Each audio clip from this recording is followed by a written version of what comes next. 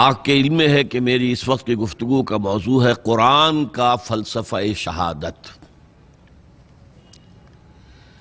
اس ضمن میں جو سب سے پہلی بات میں کہنا چاہتا ہوں، جو آپ حضرات کے لیے شاید بہت غیر متوقع ہو، ہمارے ذہنوں میں شہادت کا ایک ہی مفہوم ہے، اللہ کی راہ میں قتل ہو جانا۔ اس مفہوم میں پورے قرآن میں یہ لفظ کہیں استعمال نہیں ہوا۔ قرآن مجید میں شہادت کا فلسفہ کچھ اور ہے۔ بدقسمتی سے یہ جو مفہوم ہمارے ہاں عام ہو گیا ہے، اگرچہ حدیث مبارکہ میں موجود ہے، لیکن جو چیز بڑی مارجنل سی تھی اس کو اتنا پھیلا دیا گیا ہے کہ جو قرآن کا اصل فلسفہ شہادت ہے وہ بالکل نگاہوں سے اوجھل ہو گیا۔ یہ حادثہ ہمارے ہاں اور بھی بہت سی اصطلاحات کے ساتھ ہوا ہے۔ لفظ تصوف عام ہوا، جو نہ قرآن کا لفظ ہے نہ حدیث کا لفظ ہے، اور اس نے دین کے ایک اہم شعبے اور ایک اہم تعلیم کو بالکل چھپا دیا۔ احسان۔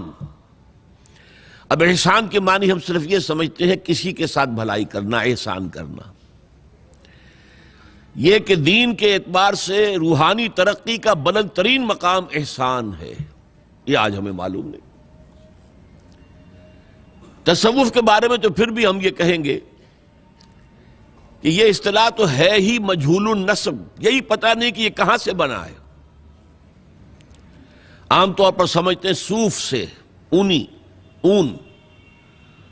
تو ابتدائی صوفی حضرات جو ہوتے تھے وہ اونی لباس پہنتے تھے تاکہ وہ چبھتا رہے جسم کو، اپنے جسم کو، اپنے نفس کو اذیت دینے کے لیے۔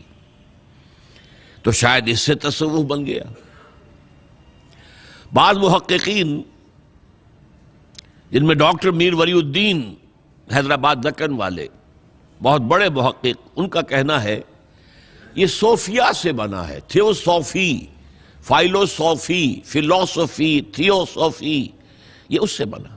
بہرحال میں صرف یہ کہہ رہا مجہول النسب ہے، اس کے بارے میں بالاتفاق ہم یہ نہیں کہہ سکتے کہ یہ لفظ کہاں سے بنا ہے، اور یہ چھا گیا ہے پوری دنیا میں، اسی کا چرچا ہے، اسی کا ڈنکا ہے۔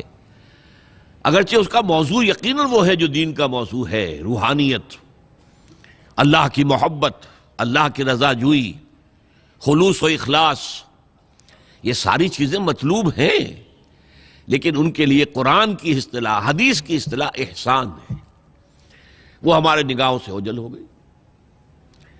اسی طرح جیسا کہ میں نے عرض کیا، مقتول فی سبیل اللہ کے لیے پورے قرآن میں یہ لفظ نہیں آیا شہادت۔ صرف ایک جگہ سورہ آل عمران میں اس کا امکان ہے کہ اس اصل مضمون کے علاوہ کہ جو میں بعد میں آپ کے سامنے رکھوں گا، یہ مفہوم بھی لیا جا سکے اللہ کی راہ میں قتل ہو جانا۔ ورنہ مشہور ترین آیات وہ ہیں جو میں نے ابھی تلاوت کی ہیں۔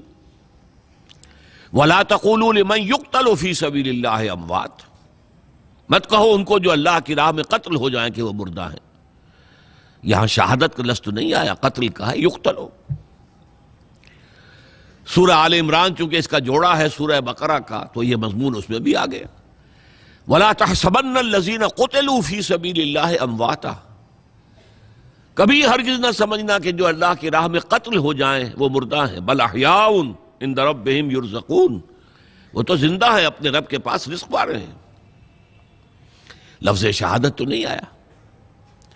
سورہ توبہ کی آیت میں نے آپ کو سنائی، ان اللہ اشتری من المؤمنین انفسهم واموالهم بان لهم الجنہ، اللہ نے اہل ایمان سے ان کی جانیں اور مال خرید لیے ہیں جنت کے عوض۔ اس کا مظہر کیا ہے؟ یقاتلون فی سبیل اللہ، تو اللہ کی راہ میں جنگ کرتے ہیں۔ فیقتلون ویقتلون، قتل ہوتے بھی ہیں، قتل کرتے بھی ہیں۔ قتل ہی کا لفظ ہے، شہادت کا لفظ تو نہیں۔ پھر میں نے آپ کو حدیث سنائی، بڑی پیاری حدیث ہے۔